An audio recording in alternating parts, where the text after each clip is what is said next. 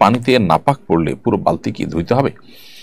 বালতির পানিতে যদি নাপাক পড়ে তাহলে তো পানি এবং বালতি দুইটাই নাপাক হয়ে গেল। বিধায় পানি ফেলে দিবেন এবং বালতিও ৩ বার সুন্দর করে ধুয়ে পানি ফেলে দিবেন, ইনশাআল্লাহ তাতে পাক হয়ে যাবে। আমার শিশু সন্তানকে মোবাইল থেকে দূরে রাখতে পারি না, কিভাবে তাদেরকে মোবাইল থেকে দূরে রাখবো? আপনার শিশু সন্তানকে মোবাইল থেকে দূরে রাখবার জন্য বেশ কয়েকটি কার্যকরী উপায় রয়েছে। ভিতরে একটা হলো তাকে ফিজিক্যাল এক্সারসাইজ এবং শারীরিক যে কসরতগুলো আছে, খেলাধুলা আছে, সেগুলোর সুযোগ আপনি দিতে হবে বেশি বেশি করে।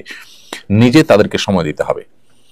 পরিবারের বাবা মা এবং ভাই বোন তারা যদি একান্তে পরিবারের শিশুদের সাথে, কিশোরদের সাথে সময় দেন এবং তাদের সাথে বন্ধু সুলভ আচরণ করেন, তাদের সাথে খেলাধুলা করেন, তাহলে সেক্ষেত্রে ডিভাইস থেকে কিছুটা হলেও তাদেরকে দূরে রাখা সম্ভব।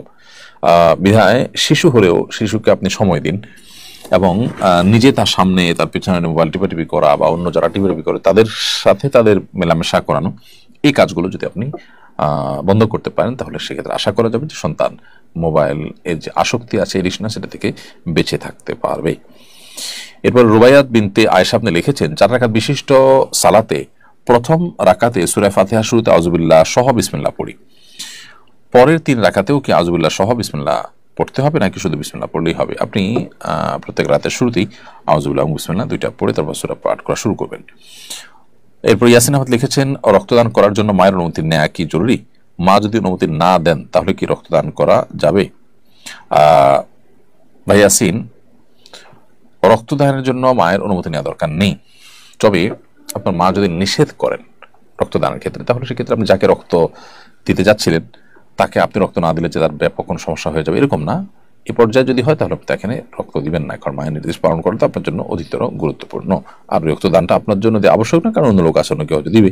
সো সেটা এমন না যে লোকটার বাঁচা মরার মতো ব্যাপার। এক্ষেত্রে মা বাবার নির্দেশনাকে প্রায়োরিটি দিতে হবে। আমরা অনেকেই শরিয়ার প্রায়োরিটি, যে এই প্রায়োরিটিটা আমরা বুঝি না, যার কারণে কোনটাকে কখন আমরা আমল নিব, কোনটাকে বেশি গুরুত্ব দিব, এটা না বুঝে আমরা সময় ভুল কাজ করে ফেলি। এমনি শারিফুল ইসলাম লিখেছেন, মৃত ব্যক্তির সামনে কোরআন পড়া যাবে কিনা?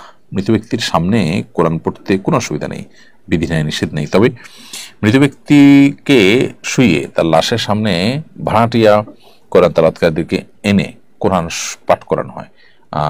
হয়তো মনে করা হয় যে এটা তিনি শুনতে পান, এটা তার কোনো উপকারে আসবে এবং তার সম্পদ থেকে বা তার আত্মীয় স্বজন লোকজনকে কোরআন কারিমে তেলাওয়াতের উদ্যোগ নিয়ে তার উপকার করছেন, এরকমটি মনে হতে পারে। মূলত কোরআন কারিমের তেলাওয়াত যিনি করবেন তিনি পাবেন। আল্লাহ বলেছেন, লাইসাল ইনসানু ইল্লা মা সাআ, মানুষ তাই পাবে যা সে চেষ্টা করেছে। অতএব মৃত ব্যক্তি তার লাশের কাছে কোরআন তেলাওয়াত করার কোনো অর্থ নেই, বরং তার জীবদ্দশা তাকে কোরআন শোনানো গেলে সেটা ভালো হতো, কোরআনের দিকে আহ্বান করা গেলে সেটা ভালো হতো।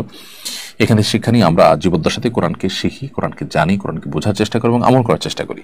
মরার পর আমাদেরকে লাশে পাশে কোরআন তেলাওয়াত করলেও আমাদের এই তেলাওয়াত কোনো আল্লাহর আযাবকে বন্ধ করতে পারবে না বা আমাদের আল্লাহর কাছে সওয়াব মর্যাদা বাড়াতে পারবে না। অতএব মৃত ব্যক্তির সামনে ওই উদ্দেশ্যে কোরআন তেলাওয়াত, আমাদের সেটা যে কোরআন তেলাওয়াত হয়, টাকা পয়সা বিনিয়োগে কোরআন তেলাওয়াত হয়, সেটা কিন্তু জায়েজ নেই।